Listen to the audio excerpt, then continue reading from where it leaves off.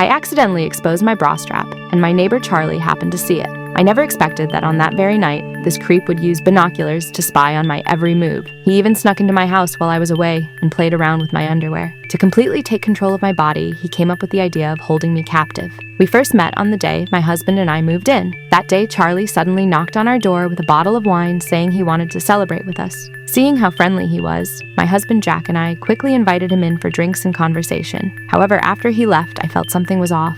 Charlie claimed he lived alone, but he had the scent of perfume on him. Unfortunately, my husband didn't pay much attention to it. The next day, Jack had just left for work. Feeling bored, I was crouching in the yard getting ready to plant some flowers, but the tools weren't very good. Right then, Charlie came home. I quickly went over to ask him if he had a bigger shovel and happened to see his trunk was loaded with a lot of food. I thought it was strange. How could a man living alone eat all that food? Facing my confusion, Charlie nervously explained that he didn't like going to the supermarket frequently, so he always bought enough for many days at once. Then he told me the shovel was in the storage shed and I could get it any time. Soon after, when I finished using the shovel and went to thank him, Charlie strangely didn't open the door, but I clearly hadn't seen him leave the house.